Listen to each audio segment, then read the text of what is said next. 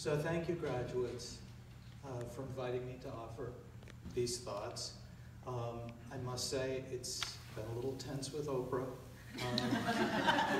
She took it kind of hard, but we're working through it. I'd like to acknowledge that this may be our last graduation with President Bob Kenny, who is retiring. It's sometimes difficult to concretely recognize the work of a college president, but I noticed an example of his influence at the college. Prior to his tenure, our mugs looked like this. Perfectly serviceable, but that's what they look like. After years of work, he managed to get our mugs to look like this. So you can see he's worked hard, very hard, to bring greater transparency. Thank you, Bob, for all you do to make this a great school.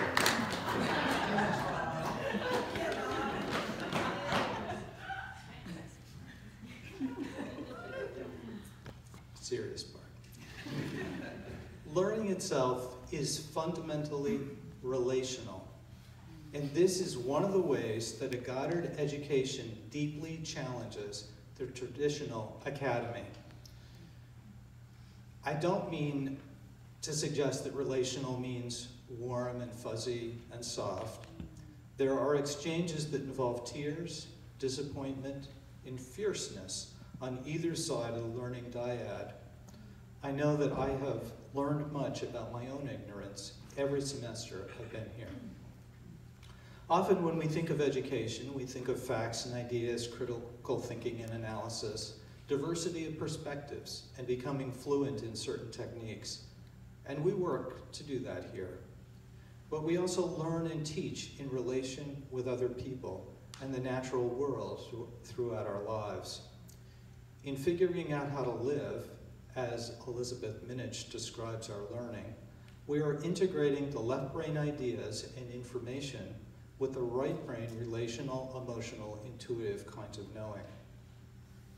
How does this happen?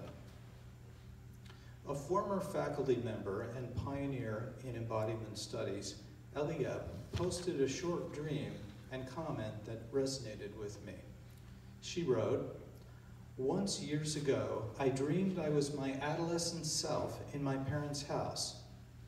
There was a loud thump, not really a thump, a kind of jarring of the air down at the road, and I knew a spaceship had landed at the bottom of our lane. I was standing at the sink with my back to the rest of the kitchen, and in the little mirror that hung above the sink, I saw a man from outer space standing at the open kitchen door, looking straight into my eyes by way of the mirror. I knew he had come to defend me. He was already defending me by fearlessly understanding my circumstance. I've thought of him since, and I've thought of what defense is, what kind of defense is actually needed. Compassion isn't it.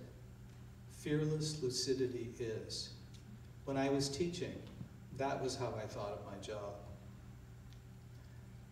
I believe that most of our learning, the stuff that sticks with us the best, is that kind of relational lucidity. Being seen, being known, being understood more than we can see ourselves. Seeing through our hubris, seeing through our shame. Let me offer a couple of examples.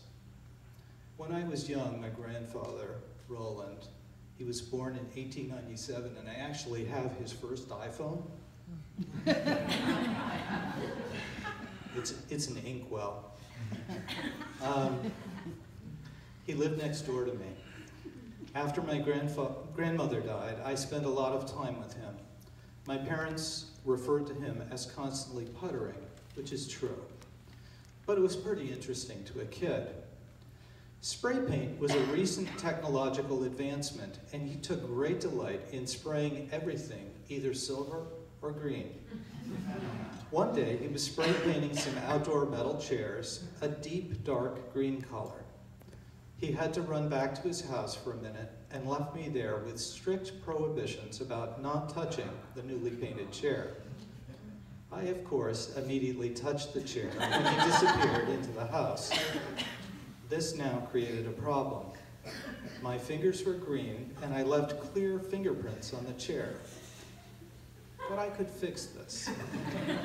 The green spray paint was sitting next to the chair. I was a smart kid. This was a simple technology.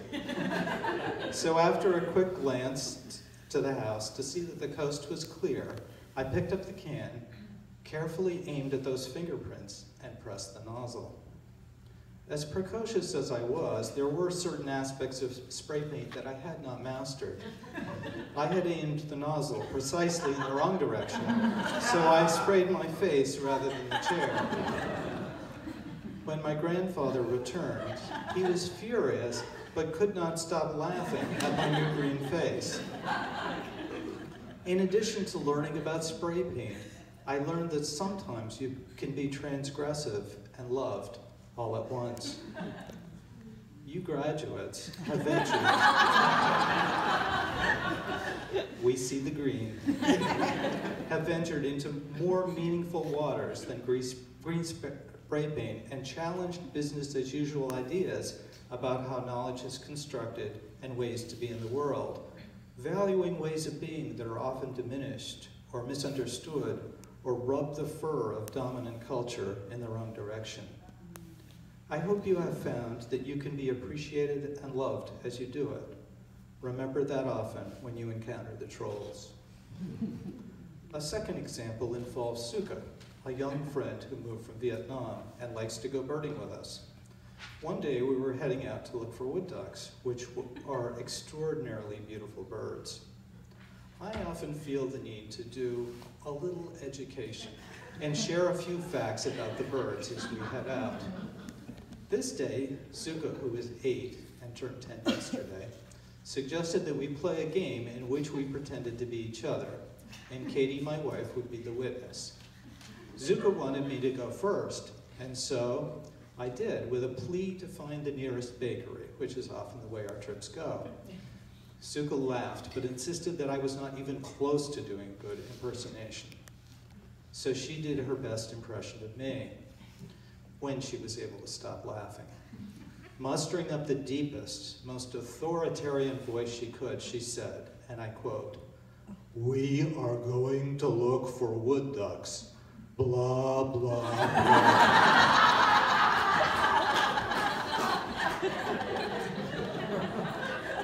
We all laughed, and then Katie, ever wanting to clarify, said, "Suka, what's the blah, blah, blah part?" She said, "Oh, it's all that other stuff he says after he says wood ducks."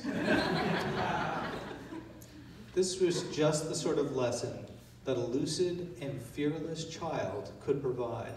And since that time, I do my best to share less and wait for questions.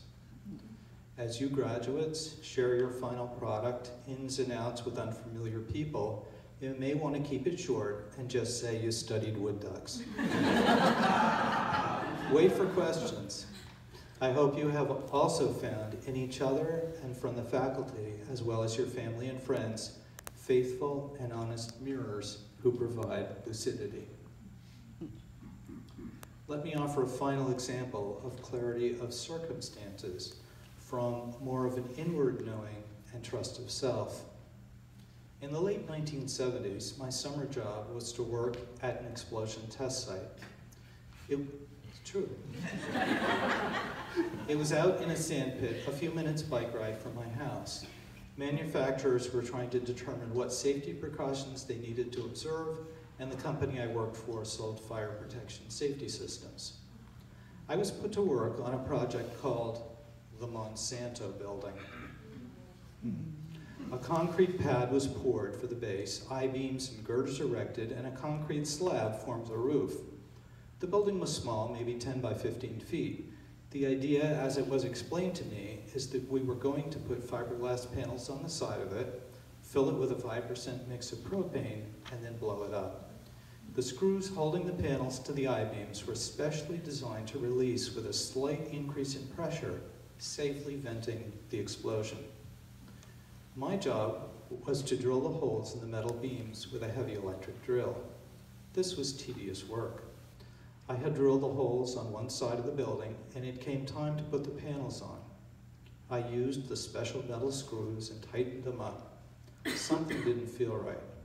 Those screws felt a little too snug. So I went and got the lead engineer, who was somewhat nervous, as befits people working at explosion test sites. He appreciated my concern and agreed to look into it.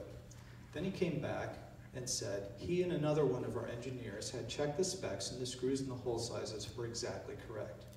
I was put back on the job, I did another side of the building, and it still didn't feel right to me. Too tight a fit, but what did I know? I managed to convey enough anxiety to my boss that he agreed to look into it again. This time he called in another engineer and had them go over it from scratch, and they found a significant miscalculation. My boss explained that if they had proceeded with a test explosion, the panels would have likely remained on the side of the building and the concrete roof would have been launched, potentially resulting in injury or worse. He was extremely grateful that I had spoken up. But in my own mind, I was uneasy because I knew how easy it would have been to say nothing and rest assured in my own ignorance, especially the second time.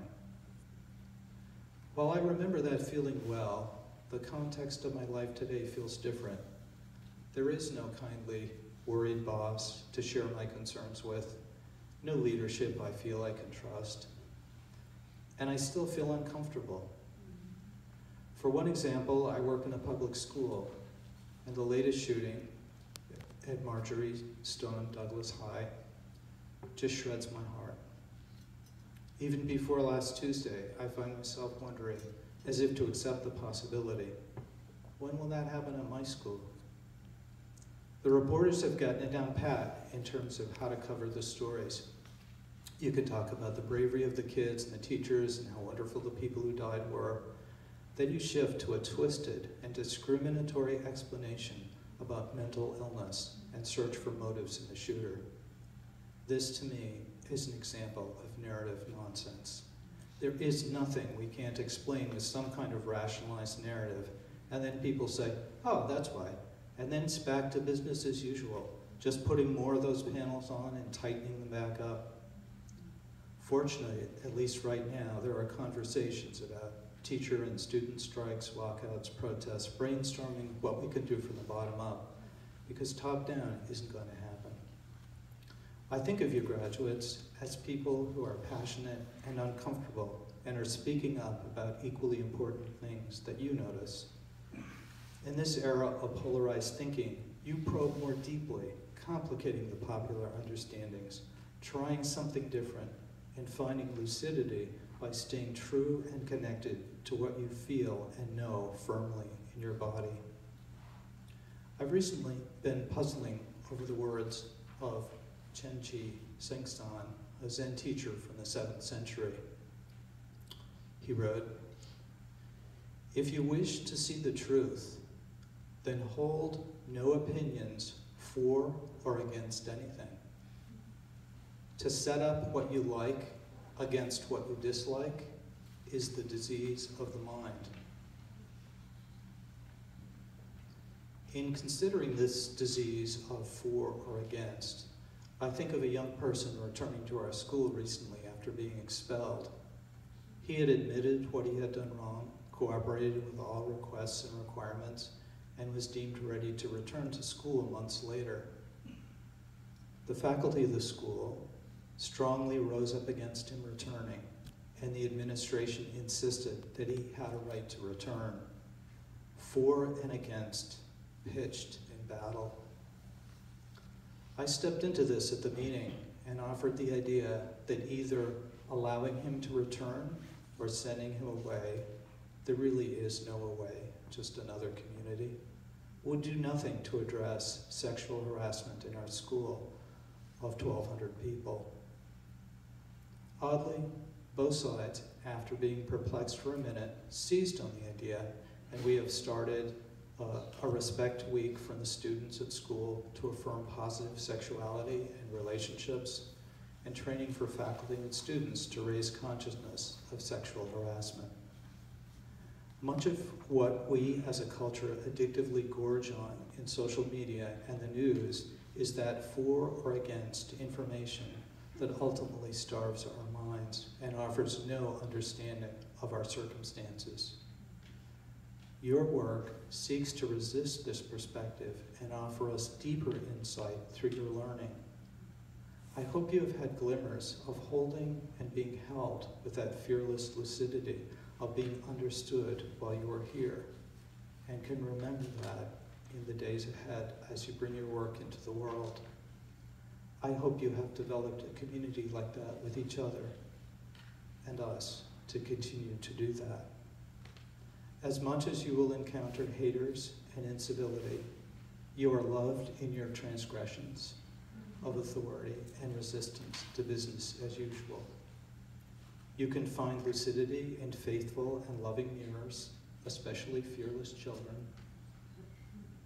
And love for this world requires speaking up persistently when something doesn't feel right, no matter what anyone else tells you.